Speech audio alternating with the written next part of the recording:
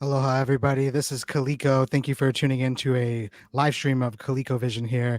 I'm actually going to do a live reaction video because some really big news just came down from Bloomberg. The headline I'll put up on the screen here right now is actually about HHS, the Health and Human Services Agency, which plays a major role in any discussion around the scheduling of drugs. And for folks who may not know what that means, the schedule is basically comes from what's called the Controlled Substances Act. And in 1970s, when the war on drugs was started, they started what was called the Controlled Substances Act, which really determines the potential abuse and the risk, the danger that any sort of drugs pose. So any drug that you might have on the marketplace and be able to purchase, whether it's through a pharmacy or through over-the-counter means, goes through some sort of process where both the HHS, the Health and Human Services Agency, as well as the FDA, the Food and Drug Administration, and others put forth their thoughts about sort of the risk categories for drugs, right? So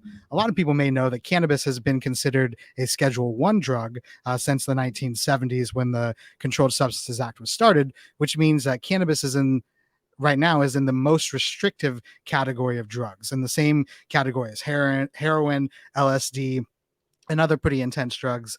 But frankly, if you know anything about cannabis, it doesn't belong in that Schedule 1 status. And I think that's something that a lot of people have, you know, been making the case for some time. And, obviously the movement around cannabis legalization really centers around the idea that we want to remove cannabis from the Controlled Substances Act and get it descheduled and ultimately end federal prohibition, right? So I'm going to read from this headline from Bloomberg. Once again, HHS calls for moving marijuana to lower risk U.S. drug category. I'm going to go ahead and read right from the article. U.S. health officials are recommending easing restrictions on marijuana, a move that sets the stage for potentially expanding the cannabis market.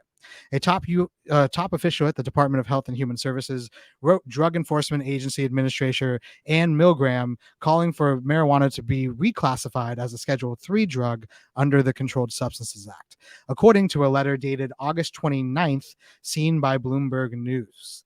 This would mark a critical shift from its current status as a Schedule 1 substance, which includes drugs with a high abuse of risk like heroin.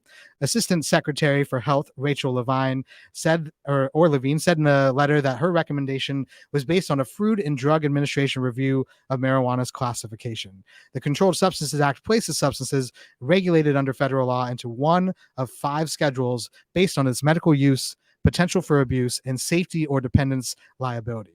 Marijuana's current classification as Schedule 1 substance indicates a high potential for abuse with no accepted medical use in the U.S. and a lack of accepted safety for use under medical supervision. Though many U.S. states have allowed for use of marijuana, only the FDA has the federal authority to approve drugs for medicinal use across the U.S. The HHS and DEA didn't immediately respond to requests for comment. In October, President Joe Biden rolled out initiatives focused on marijuana, including a pardon of all prior federal offenses of simple possession, while urging governors to do the same with state offenses. As part of the effort, Biden asked the HHS Secretary and the U.S. Attorney General to initiate the administrative process to review how marijuana is scheduled. So there you have it out of Bloomberg News, the headline being that HHS is calling to move cannabis to Schedule 3 and remove it from the Schedule 1 status. Now, from the cannabis industry's point of view, you're going to hear a lot of people putting forth a lot of different opinions on this news today. I think some people obviously see it as beneficial. One of the biggest things that proponents for this change say is that it would actually help alleviate 280E tax burdens for the cannabis industry. And for folks who don't know, cannabis is taxed at a very high level at the federal level, even while remaining federally illegal, right? So cannabis retailers can be responsible of having to pay upwards of 70% of taxes on their gross receipts. So that means if they make $1 million a year, even if they didn't make any profit on that, they still owe $700,000 in federal taxes, right? So one of the things that proponents for this change point to is that this would provide much needed tax relief to folks in the cannabis industry because drugs in the Schedule 3 status under the Controlled Substances Act do not actually are not subject to 280E taxes, right? So that is something that would be beneficial to a lot of different players in the industry, from small to big players. But I think many people, and I would point out too, that it would disproportionately benefit the largest, most capitalized players in our industry. And you can go through the headlines over the last couple of years of the massive MSOs and these large multi-million dollar companies that are losing millions of dollars every quarter and are just simply not becoming profitable, right? So this is one of the big pieces that they've been pushing for some time, is getting 280E shifted so that they can write off the normal cost of doing business. And obviously, as a proponent of the industry, that's something I support. I do think that all cannabis industry folks should be subject to the same taxes of any other small business or any other industry. But I do think that right now, this potential move to a Schedule 3 status, which once again, this is just the first step. This is the HHS recommending that they move it to Schedule 3 status. Now it's actually going to be up to the rest of the DEA and the FDA to actually make those recommendations. So this is not a done deal, but if it were to happen, it would provide a lot of tax relief to folks. But one of the big things that folks who are not as in favor of this change point out to is this actually does nothing to change criminal penalties for cannabis, right? So even though we would be removing it from the Schedule 1 status, cannabis would still remain federally illegal, meaning that people would still be getting locked up in jail for a plant, right? So at the same time, you would have large multi-million dollar companies getting tax breaks. Well, the way that could be framed now, getting tax breaks for working in cannabis, you're going to have people in other states that have not yet legalized or ended prohibition in their states still subject to criminal penalties, right? And the reason why this is a big deal is because President Biden last year, when he was talking about cannabis and during the campaign, really reiterated that he wanted to make sure that people were not subject to criminal penalties for cannabis and that he didn't think that people should be locked up. But if we make this change to Schedule 3, people will still be getting locked up for cannabis. So it's not actually achieving that part of the stated campaign goal, which is that he doesn't believe that people should be in jail for a plant. Now, he did go forth on his promise to make sure that he pushed forward this review, but I think it's still yet to remain to be seen how it's actually going to play out for the cannabis industry. So, I'm really interested in people's comments on this. I think a lot of people have different opinions on this. I see Chelsea jumping into the chat would absolutely benefit the bigger guys. I definitely agree with that. I think the other sort of comment here, the war on drugs continues while allowing big corporations to grow profits. I do think that that's what is going to be the case, right? And one of the arguments that I've been making to folks is that I think that cannabis is Schedule 1 status, which is arbitrary because it's not tied to science and is racially motivated because that's the stated goals of the Nixon administration at the time. I think Schedule 1 status is the most politically potent thing that we have to end cannabis at the federal level. When you go and you're having conversations with congressional elected officials and that sort of stuff and talking to them about cannabis is Schedule 1 status, that makes zero sense to them, right? When we move things over into the Schedule 1 status or Schedule 3 status, it's a little bit more murky. And there it makes it a little bit tougher for people to really discern whether this is a good or a bad thing or something that they really shouldn't care about. My opinion is that when it moves to a Schedule 3 status, it's going to be a lot harder to get people to actually pay attention and care about this issue. I think Schedule 1 status is a no-brainer. People know that this should not be qualified in the same category as heroin, right?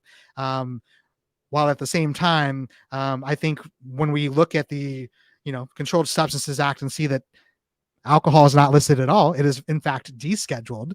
That is what we should be pushing for. And I do have concerns that some pretty prominent folks in our industry are kind of looking for the path of least resistance, which is what I believe this to be, the push for rescheduling and declassifying to a Schedule 3 status. I believe is really a push to just it stunts our political momentum. And whether they're meaning to do that or not, that is what happens. We're now going to be in this murky place where it's going to be a lot harder to make the salient point.